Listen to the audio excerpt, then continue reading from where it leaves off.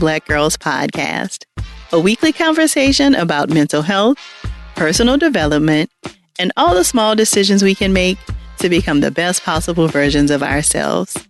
I'm your host, Dr. Joy Harden Bradford, a licensed psychologist in Atlanta, Georgia. For more information or to find a therapist in your area, visit our website at therapyforblackgirls.com. While I hope you love listening to and learning from the podcast, it is not meant to be a substitute for a relationship with a licensed mental health professional.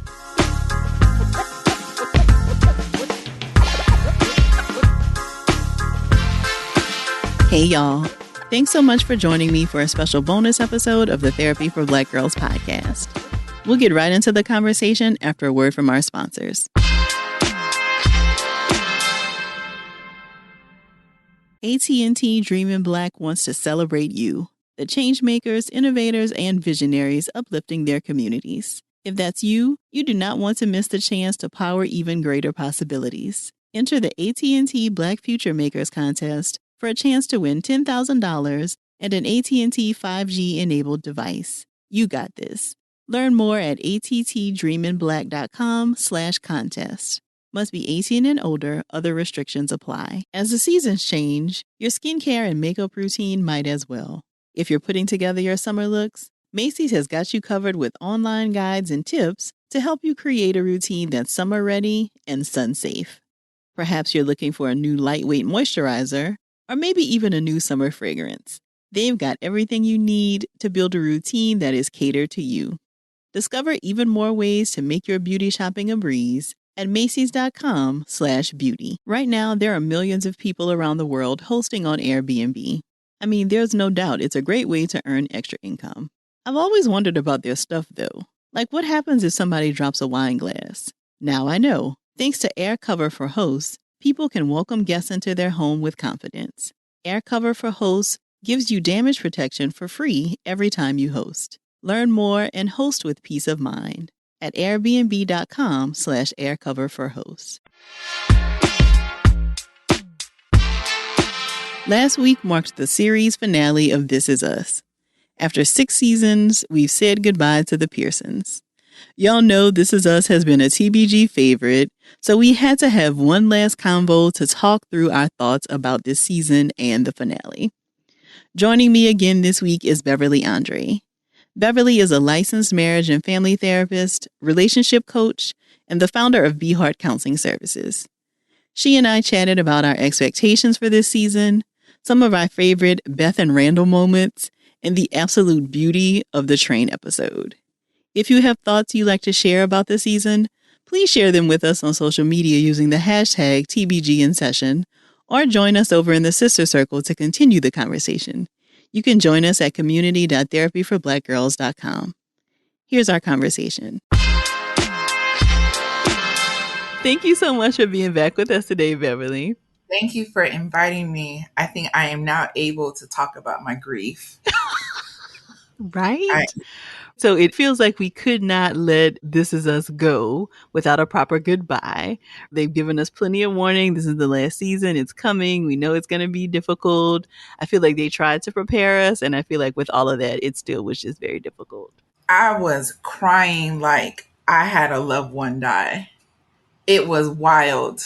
It was wild. Yeah. So what do you think? Because I've seen lots of people like just have very strong connections to the show, right? And, you know, some people, it's funny, people have talked about like not watching it, but just seeing folks talk on the timeline every week about crying. And so they don't even know what it's about, but they know people have been reacting strongly. So what do you think for you was like the strong connection to This Is Us and why it has been so difficult for the season to wrap up and the show to wrap up?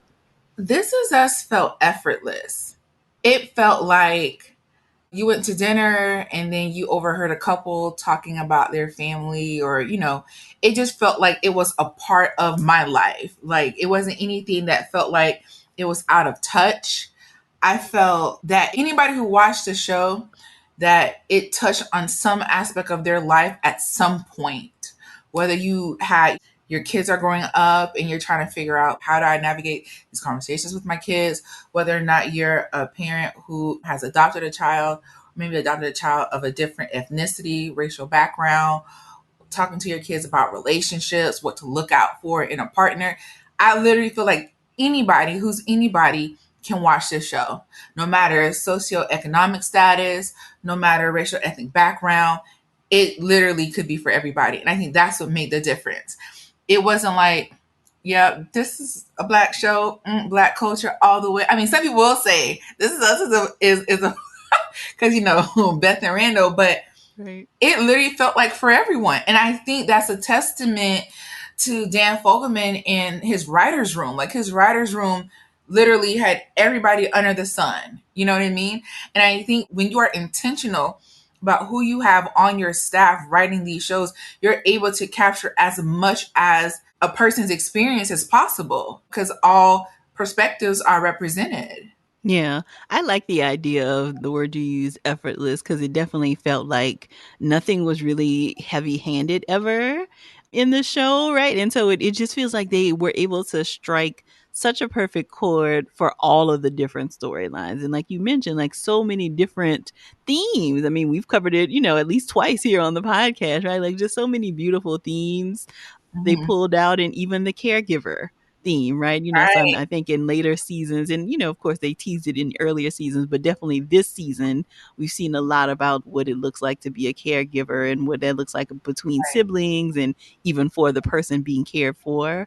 So I just really feel like no stone was unturned, and you're right. I think the diversity in the writers room really added to what we all fell in love with about This Is Us. Like you can see the intentionality, like in the details, from the costumes to like Mandy Moore when Yes. the veins in her hands, the care that goes into what's being said, how it's being said, or let this be a silent moment. It was just so intentional from start to finish. I remember hearing that he had that in mind, like from the Yes. beginning. With the last episode, a lot of those scenes were recorded like early Years on ago. in the series. So it's just like when you know how things are going to finish, it's like you can be very intentional. Like, okay, this is my North Star. This is how it's going to end. Now, how do we get there in a very careful and strategic way? And I saw it. Yeah, they did that. They did it. They did that. Yes, they did. So, what were your expectations coming into this last season? Because again, I think it's very difficult. In some ways, more difficult. In some ways, easier. Like when a series is wrapping up, because we don't always know, right? Like sometimes the series just doesn't get renewed, and we don't have any like closure for the characters. Mhm. But in this case, we did, right? Like you mentioned, always knew it was going to be 6 seasons. They knew how it was going to end from the beginning, so they were able to craft the narrative going toward that way. But even though we knew that, what expectations did you come into this last season with? I was honestly in denial. Like this series started when I was in grad school to be a therapist. 2016, it was like going into my senior year, and I moved into my apartment by myself because my roommate had left. And so I would literally, as like a religious routine, every Tuesday I knew I was watching This Is Us. Like that was the one time I made sure I could just not focus on school and just like lose myself into this, and Queen Sugar as well. That was Wednesdays. And so it was kind of like, wow, I didn't really realize it's been that long since the series has been going, and I just never thought that it was going to end so quickly. I thought that this was going to be like, Grey's Anatomy. God, I love Grey's Anatomy. Like, I'm going to grow up with these characters because there's so many different pathways that it can take. So I was in denial. And I think that there's been so many letdowns with awesome series. And then you get to the finale, and it's just like, what? I invested my time, and y'all just left me like Game of Thrones. So I'm just like, not to say I was skeptic, but I was really curious. Like, how are we going to end? And I think that there was no way for me to have conceptualized this is how this season was going to go. There Mm-hmm. was no way. Mm-hmm. If I had a thought, it would have been completely opposite of what actually happened. Yeah. So what were you surprised about? Because it sometimes feels hard for me to remember like what happened what season, right? And it did feel like for some reason this season felt longer, but it also could have been because I was anxious about like the last one, and so I didn't want it to end. But it definitely felt like in some ways this season was quieter. I didn't feel like there was like as much action in a lot of ways like that we've seen in some of the previous seasons, but clearly very impactful. We definitely will get into like the train ride, which is the penultimate before the series finale. But I think I was most shocked by the situation with Toby and Kate. And so I feel like they've teased that in previous seasons. And when we saw that preview of Little Jack early on, like being grown up and with his own wife and child, but we didn't quite know like what surrounded that. And then, of course, we saw what that was this season. But I think that was the thing that I was most shocked about this season was like the relationship between Kate and Toby ending up the way that it did. Yeah, I think Kate and Toby, like, I think with Beth and Randall, they had kind of teased, I think last season, that, oh, did they break up? Because it was kind of like weird, but then said, oh, they're together. And I think some folks had some expectancy that that was going to be the same thing. But it's like, oh, no, like they actually broke up, and oh, no, like she remarried with Philip, and oh, no, he found somebody else. So it wasn't a surprise to me necessarily, but I didn't think that they were going to actually get divorced.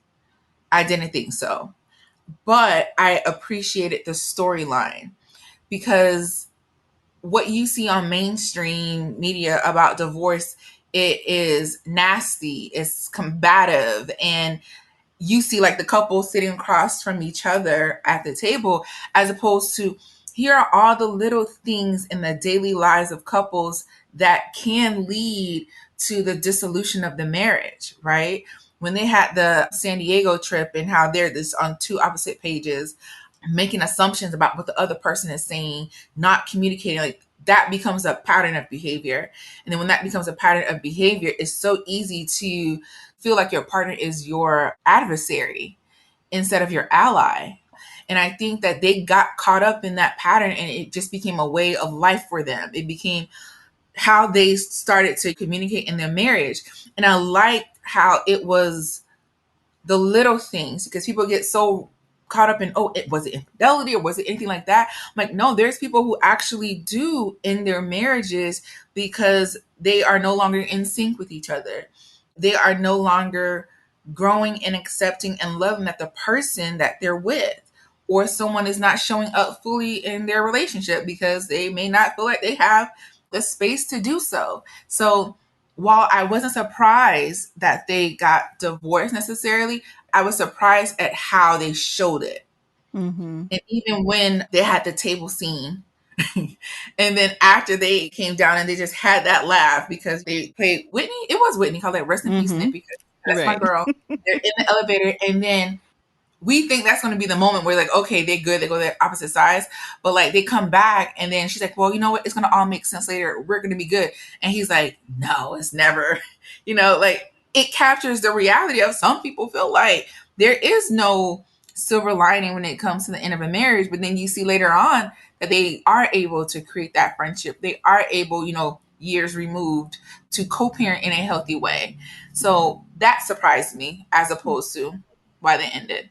Mm-hmm. Yeah. And I'm listening to you talk also very aware that they showed them doing couples therapy, right? And so speaking to the point that we often hear about couples waiting, individuals too, but couples in particular waiting way too long before they like start therapy, right? That, And it isn't that's every always year. this, yeah, it isn't always this like somebody cheated, something big happened. A lot of times it is like these little resentments that have never gone addressed, and then we can't have a conversation about like anything without some of that other stuff now filtering our decision making, and we're angry but we're not really angry about the thing that we're talking about, right? So I thought that that was interesting too, that they did show them doing couples therapy, even though clearly it wasn't effective in terms of keeping their marriage together. But I do think they were probably able to get a lot more on the table in those sessions than they had been by themselves.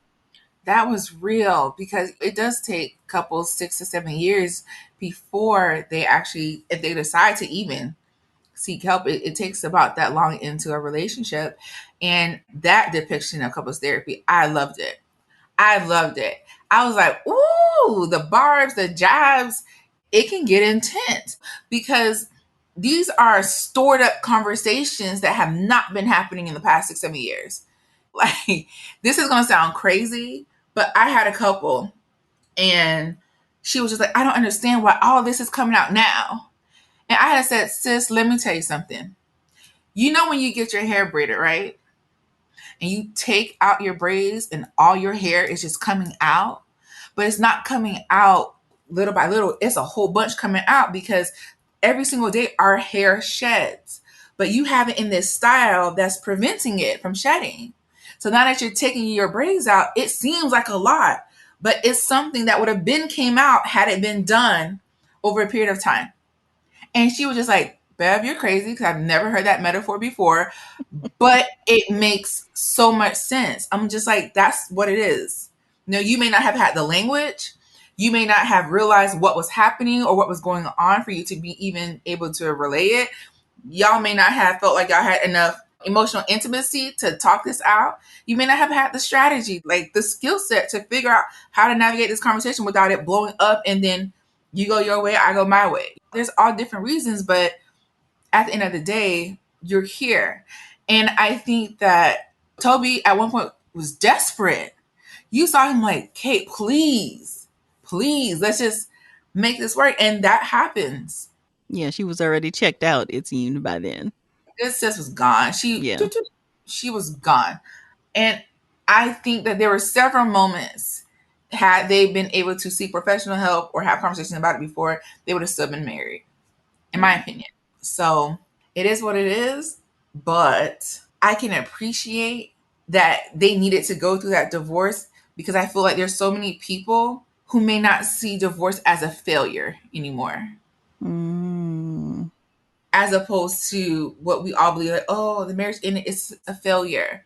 That there's still life, there's still relationships that can be developed on the other side of it. It's not a divorce. It just wasn't meant to be. Mm-hmm. Yeah. So you have talked a little bit about Beth and Randall, and I know when you've been on the podcast before talking about This Is Us, we, both have a love affair with Beth and Randall because I feel like they just had such a cool dynamic, and it was really cool to see the way they were shown on camera. Mhm. So I also feel like though This Is Us did one of the best jobs of showing just like Black life, like regular, just everyday life. And so I'd love to hear maybe some of your favorite scenes from Beth and Randall or some of the things that you remember most about like their time on This Is Us. My favorite scenes have to be the worst case scenario moments. For me, that's a testament of emotional security. Let's talk about the worst things that can happen with either ourselves or within our family. Let's put it out on the table. And a lot of times, like, who actively leans into the things that are uncomfortable or not desirable? You know what I mean? I love their friendship, the way that they're able to just talk or they know each other. I think sometimes Randall feels like Beth doesn't know as much or doesn't catch things. I'm like, man, what are you talking about? She been knew Deja was pregnant.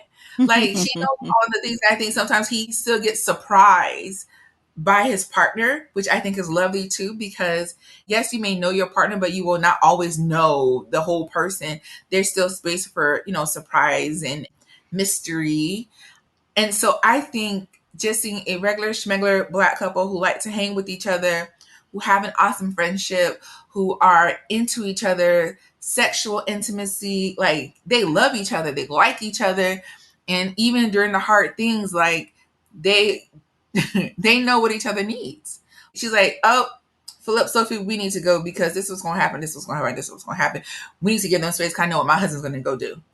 That's emotional intelligence right there. You know Yeah. what your partner needs.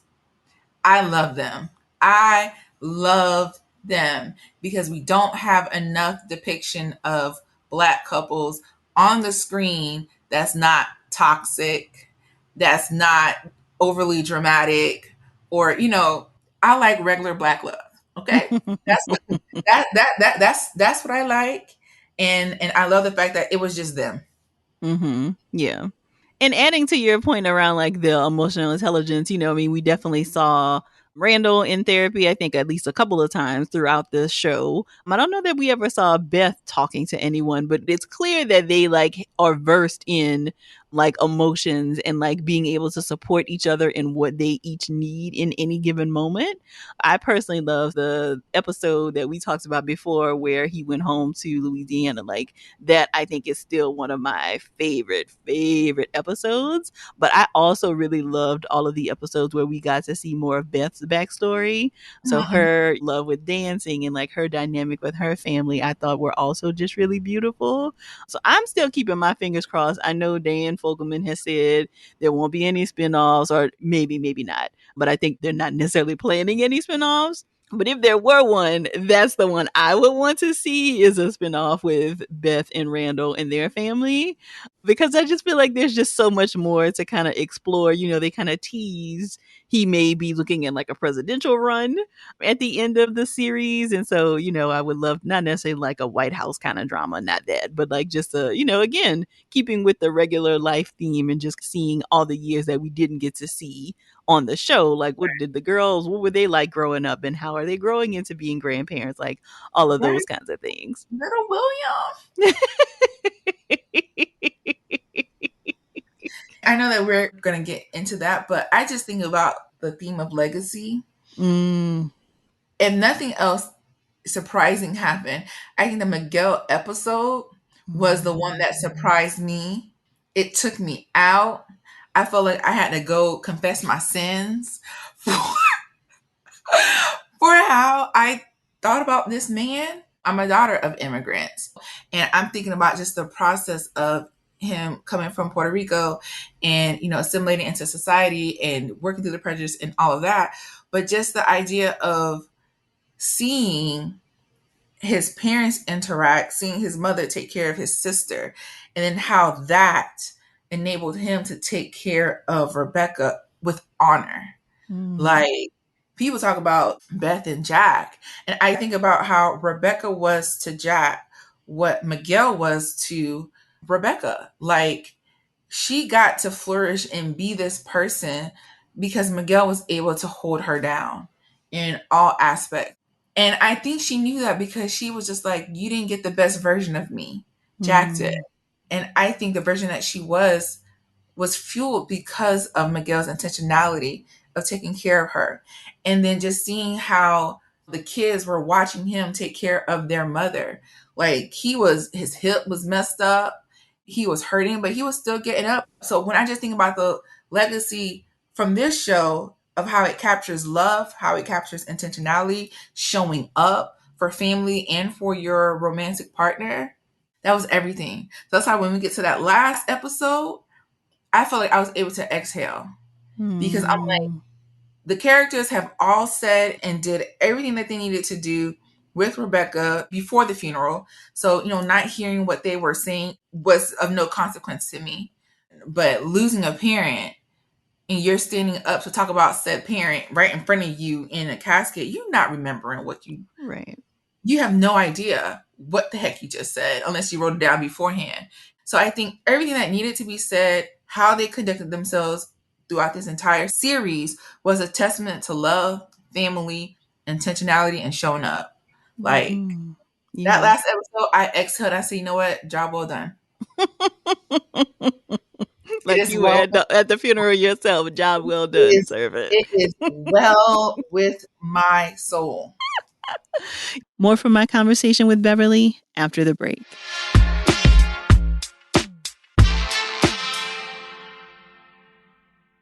In Asheville, one thing leads to the next. The authentic food scene, artsy community, and outdoor adventures invite you to linger longer. With the highest peaks in the East, Asheville is the mountain retreat you've been looking for. Start at exploreasheville.com. Yeah, so I also love the Miguel episode. I think, why they saved it the way that they did. Because, you know, it really does feel like throughout the way the series developed, we did not know a lot about Miguel. Like, I don't remember before the Miguel episode ever even knowing how they got together. Had they shared that before? No, everybody assumed that he swooped in and was just like, "What's up? I was benching you out, right?" See, I don't think I assumed that. I think I assumed that it was like a more Oh like my God. earnest kind of a thing, but we I didn't know, right? Which all left us kind of making up our own stories about like what was going on with Miguel. it was just like, how could you do that to Rebecca? You know, Rebecca is grieving. She had those 3 kids to raise. You know, she's in a bad place. You know, you're evil. Cause ain't nobody gonna blame the grieving widow. It's like Right, you took right, of advantage course. of her. And then mind Mm. you, she was the one who was like, what's up, Miguel? Like, kissed him first, made the moves, and was so I'm just like, Oh gosh. Yeah. okay. That was Yeah. the only way to end this season with people not hitting Miguel was Rebecca initiating things first. Right. So they gave us the full story. And, you know, it was just so beautiful, I think, to have so much more of his story to find out more about who he was. Because, again, to your point, I do think he very much was like he was a very foreground character, but his story was in the background, right? So you saw him in a lot of the episodes, even this season, but you still didn't know a lot about him besides like him taking care of Rebecca and that he was Jack's best friend when they were younger. So I thought it was beautiful the way that they shared that. I just wish we had gotten that earlier so that, you know, we could have had a better appreciation of who Miguel was and like his history and, you know, the things that led him to be who he was. They did that on purpose. Of course they did. Of course they did. They did. And I'm just like, okay, y'all pulled the okie doke on us. And you know what? I like the fact that they didn't because I also think that that challenged you in your beliefs. Stop making assumptions about people. Unless you know the thing, stop assuming because there's so many layers to people, just like who we work with, who we are around. We don't know what they've been through. We only know who we see in front of us. And they are not the totality of what we see. Mm-hmm. They are not the totality of what we see, and they deserve additional consideration versus like you're just an accessory to that person because Right. that's what he was. That's Rebecca's second husband Mm-hmm. Mm-hmm. versus Miguel. Yeah. Yeah. And I do feel like even when they showed him getting much older and both of them getting much older and him like taking such good care of her, I think the kids, of course, loved Miguel, but I think it really wasn't until they saw the way that he was taking care of her that they reached an even deeper appreciation for like who he was and how he had been like so important in her life. I feel like they tolerated him. I feel Really? first of all, Kevin did not like that man at Well, all. no, Kevin definitely did Kevin not. ain't But like I that man. definitely feel like Randall and Kate had a different, like a more loving relationship with him. Kevin didn't like that man. I feel like the other kids are like, okay, it's Miguel. They tolerated him. And I say that to say when it came to Rebecca and her care and different things like that, you saw Randall was like, move, you're a non-factor. Mm-hmm. It was Got like, it. You're okay, right. we tolerate you, you cool people, da da da. When it comes to serious things, like, oh, mm-mm. And it was literally up to Rebecca to be like, no, that's my husband. He's going to make the decisions. He's going to be the person who's going to, you know, do all of the things. And if he's not here to make it, then it'll be Kate. But Mm-hmm. what you call him wasn't respecting that. And I think probably because of his anxiety, he wanted to know all of the things and make all of the decisions. But I think that Miguel definitely tried to have a relationship with them more than just I'm your mother's husband. But I think it was like, okay, you're here, we're cool. But when it comes to the serious things, you have no say, no input.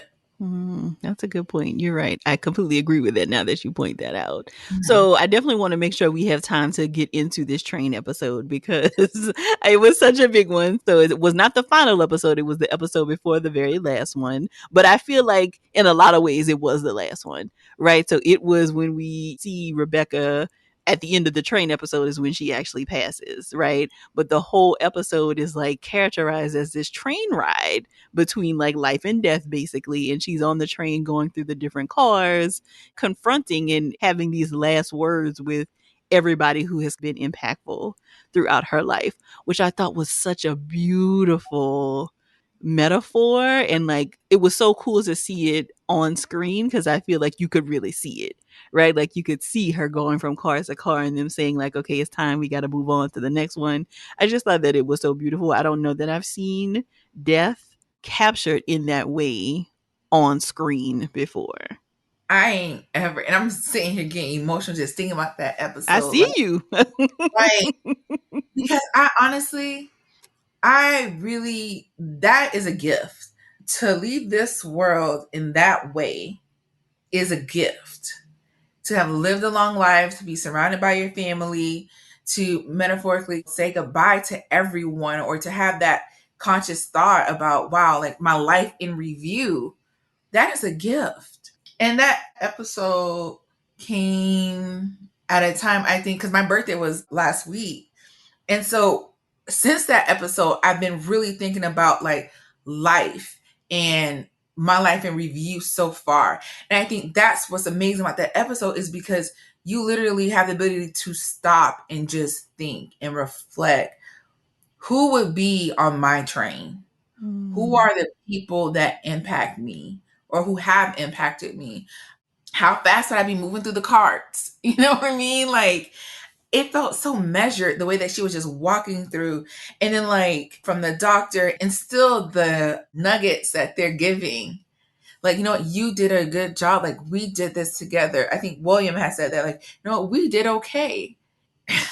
So that's what broke me down when William was the guide, right? So when it was clear that like he was going to be the one like ushering her through these cars, that's when I lost it, because I just thought that that was so beautiful, because it felt like it was really important, right? Like I feel like they had such a cool relationship that wasn't always very like loud, but I think in a lot of ways was very important for the both of them. I just thought that that was beautiful that he was her guide on this train. Because he's been down that path, you know? And I know that Jack obviously died before William, but I feel that she needed someone to walk with her to lead her back to him, you know? And it couldn't have been Miguel. That would have been awkward. Like, someone that she had such a deep relationship, because he was a co-parent. You know? He co-parented as well.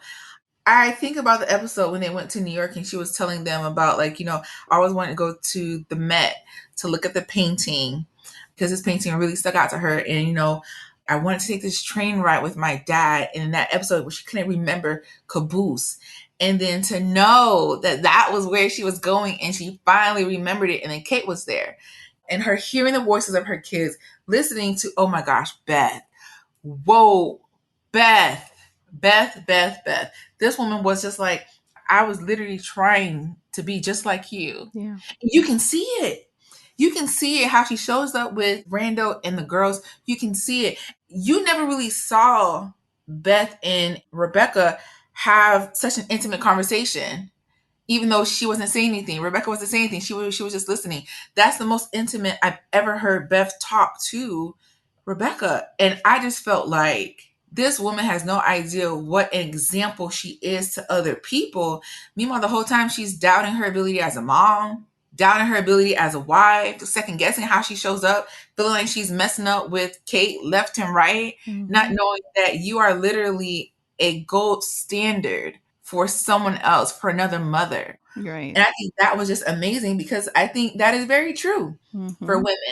That you look at a woman and you're like, wow, she is just everything, all that and some. And in her mind, she's just like thinking about all the things that she's not doing well. Yes. I think that's why it's so important to, especially from woman to woman, to share, oh girl, I love that about you. Or, oh, look how you are. I just love that outfit. Because sometimes we don't see it. Yeah. We don't see it for ourselves. We don't think for ourselves. Other people see it, but we're just seeing all the reasons why we're not. You know, I just love the fact that they had that moment. And so waiting for Kate, listen, if Kate didn't get off that plane, it was the run across the yard for me. Yeah. The run across the yard, the hand grip when she met Jack, and then she gripped Randall's hand at the same time. And I was like, oh, Jesus, my heart. It was so much. It was such a moving episode. It was so moving. More from my conversation with Beverly after the break.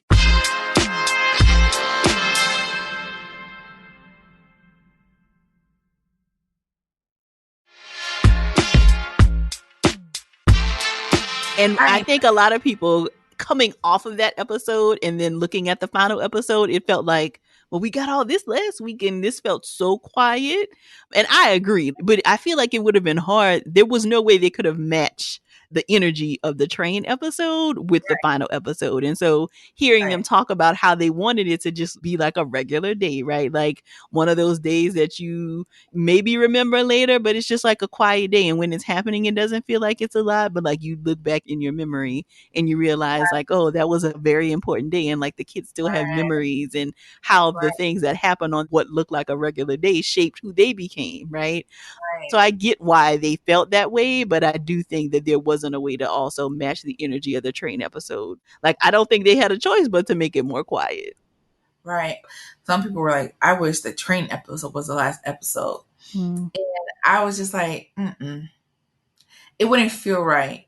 This show has never felt like I'm going to leave you emotionally dysregulated and bounce. Yeah. Agreed. And I think had that happened, that's what it would have been like. Yeah, we'd have still been over here crying about the funeral. We would have still been over here crying. And then it's just like, we got to have closure. Yeah. Like Dan said, get all your feelings out. And then the day after the funeral, life continues on. Yeah. What is the precedent? And even when Kate talked about, I feel like we're going to drift apart. How many families don't have that conversation when that anchor person is gone? Whether it's the matriarch, the patriarch in the family, they are gone. And it's like, well, who else is going to organize the cookout? Where are we going to do Christmas? Those traditions that the family connects with, that it's usually one person or one family that organizes it. And so when she said that, I was just like, these are the conversations that people need to be having pre and post the passing of a loved one. You know, what if you drift? Well, you know what? That may happen, but we're going to drift with you. Yeah. We're going to follow you. We're going to be intentional about connecting. And I appreciated that being the ending, because now they are in control of how their family move forward. Their parents are gone. They did all that they could. And now what are we going to do with what they taught us? Thanksgiving. Where are we doing Thanksgiving? We're going to come back to the cabin, right? Yep. And that's why I love the fact that they ended the show the way that they ended. Yeah. Because life continues. The show won't. Thug tear, but life will continue. It sounds like Dan did a lot of interviews leading up to this last episode, and it sounds like that was his intention. And I also think he had recently lost his mother, I think, at some point during one of the seasons. So I think that he started writing the show after his mother passed. So I'm sure that was also a part of the framing, right? And thinking about like what that was like for him and his family. But I agree with you. I think a lot of what every season and a lot of the episodes of This Is Us really just gave us opportunities to have these conversations in our real lives, right? Like, how many conversations don't we have, but then we have an on-screen depiction of what happens when we don't, right? Or what can happen if we do. So I thought that was one of the beautiful gifts of many that they offered us from This Is Us. Yeah, the show that keeps on giving. Mm-hmm. So what are your thoughts about like the progression we saw between the big three and of the big three throughout the seasons and wrapping up with the finale? What kinds of growth and things did you see from the big three? I think number one thing, allow the person who is to be. Like, I don't think until later on that they didn't really allow each other to be who they were in present time. Randall still had a thought about his siblings being teenagers, irresponsible, not know what they're doing, not taking initiative, him stepping up, right? Kev definitely saw Randall as, you are their favorite son, or you're the one who feels like you have to do everything and I'm the mess up, right? Kate, I'm not qualified to say anything. My brother's an actor. This guy's a financial guy. Now he's in the government, all of that, right?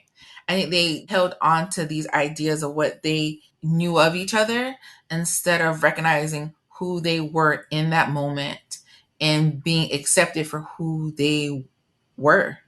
And I think once they did that, they were able to tap into each other's strengths. They were able to identify the strengths versus, well, you've always been this way.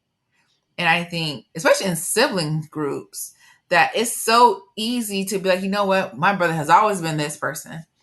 Yeah, my sister always gonna be like this. And when you say always, you no longer have grace for that person And not to say that you have to have an opinion about their growth, the speed of growth, or anything like that, but allow them to be who they are today versus pitting them against who they were. And I think that was the biggest growth, because once they did that, you saw Kate being able to say, hey, you guys aren't seeing mom. You're still thinking about mom way back when, talking about, oh, she was magic. She's still here. She is magic. She's still giving you guys his lessons. You know, she may be in a different time frame in her mind, but then she's able to talk to Sophie and how that affected Sophie, now considering being with Kevin. That was different. The gift of Rebecca singing that song. You want to talk about emotional? I had almost forgotten about that. They gave us so much this season. I have forgotten. You're right. The way singing has been a crucial element in both Rebecca's life and Kate's life. And then knowing that she was able to give that gift. First of all, I love the theme song. So when they put the lyrics, it's on my iTunes. It's on my iTunes. Because that right there, Mandy Moore did that.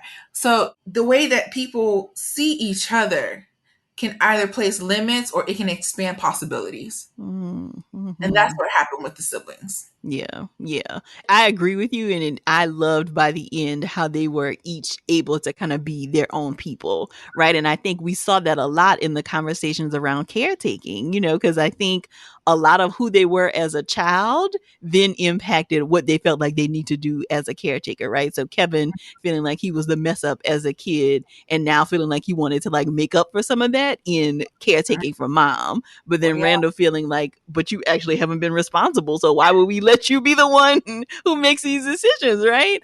And it feels like Kate was in the background a lot. And so I think for Rebecca to choose her to be the one like, hey, if Miguel is not able, you are going to be the one who makes these decisions. I think that shook a lot up for the sibling dynamic. It shook the table. At the end of the day, Rebecca knows her children. Right. She knows.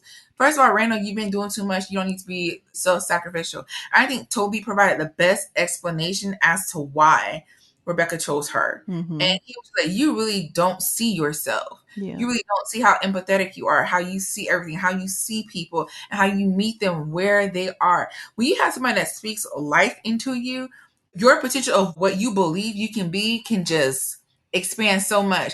Now, this girl is out here on the plane, flying to London, building schools for the visually impaired. Like, because all it took was her to believe what everybody else was telling her. Yeah. Your mom saw it. Your dad saw it. I see it. Do you see it? Do you believe what you see?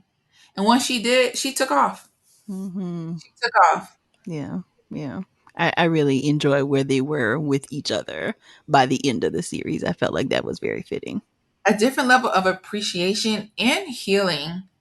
Because I think especially between the brothers, they've always butted heads and they resented what the other person could offer versus seeing that, it's helping the family. Right. What you, Randall, being detailed oriented, okay, it allows you to take strategic steps to figure out, do the research and say, okay, this is what I believe is the best decision. With Kevin, very passionate, feels deeply, having that emotional intelligence and being able, he needs to slow down with decision making, but he can, bring in that perspective as well into the conversation. So I like the fact that they were able to become the big three. Man, when they did that final big three, Jesus. Somebody shared a video of like the first time they did it as the little kids and then the last time they did it, and I was no more good. Jack showed when he taught them, and I was just like, you know what? So cute. Dan, you coming for everybody. Yeah. So I am very curious to see what Dan will do next. I already know the writer's room is going to be incredible. So I think Kay, I forget her last name, I'll have to add that in, already has a show that I think she's working on about the therapist in Philadelphia, right? Isn't she working on a show around that? Yes. And I can't wait to do that. And if she needs a therapist to consult with, she already knows.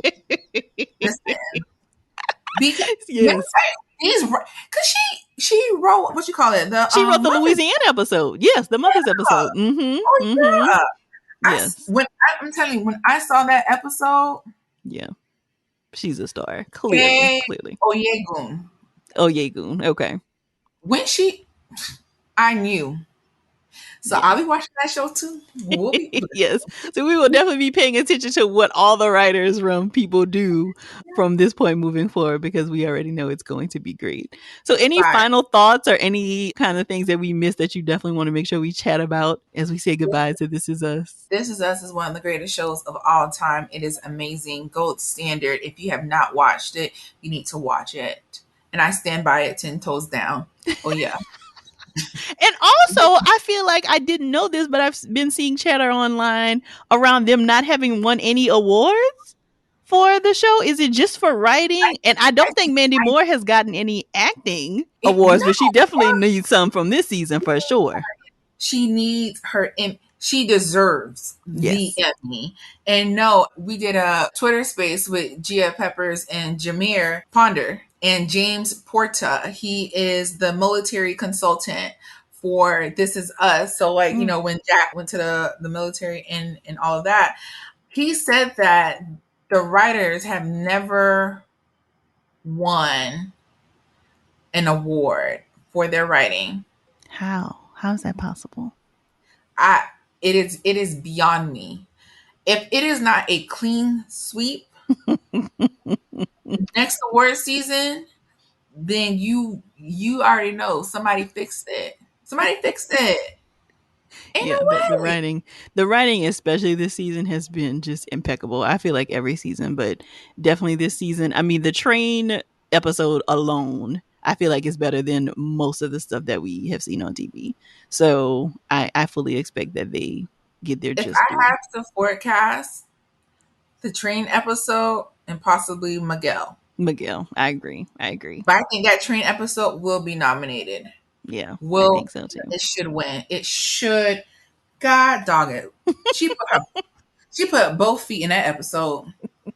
She said she threw up when she read the script, and I see why. Right. I can only imagine.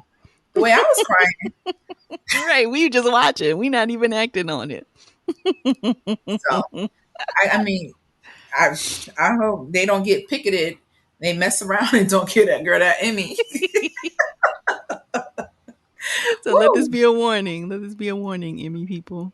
Like, sorry to them people. Sorry to them people if they don't all the awards. Right. Right. Do the right thing. Well, thank you for joining us again, Beverly. It's always such a pleasure chatting about our favorite episodes. Remind us where we can find you online. Beverly Andre _ Beverly with an Ley. I had to add that to my Twitter profile because they're still spelling my name wrong. So, you know, it's, giggles, but true. Beverly with an Ley. Oh, yeah. And your website. Oh, www.beverlyandre.com and beheartcounseling.com if you need some therapy. If you're a black and brown woman or couple, come at you, girl. I'm ready for you. And we will be sure to include all of that in the show notes. Thank you again, Beverly. Thank you. I'm so glad Beverly was able to join me again this week. To learn more about her and her work, be sure to visit the show notes at therapyforblackgirls.com/thisisus. And be sure to text 2 of your girls and ask them to check out the episode right now. If you're looking for a therapist in your area, be sure to check out our therapist directory at therapyforblackgirls.com/directory. And if you want to continue digging into this topic or just be in community with other sisters, come on over and join us in the Sister Circle. It's our cozy corner of the internet designed just for Black women. You can join us at community.therapyforblackgirls.com. This episode was produced by Fredia Lucas and Ellis, and editing was done by Dennison Bradford. Thank y'all so much for joining me again this week. I look forward to continuing this conversation with you all real soon. Take good care.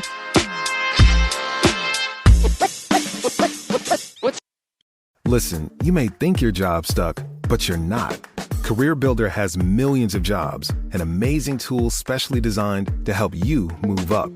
Like CareerBuilder Collab, where you can do stuff like check out resume examples so you know what recruiters are looking for, search salaries, even view different career paths based on your skill set. You'll be amazed to know how many ways you can use the skills you already have to build your future. Visit careerbuilder.com/BIN to learn more. Right now, there are millions of people around the world hosting on Airbnb. I mean, there's no doubt it's a great way to earn extra income. I've always wondered about their stuff, though.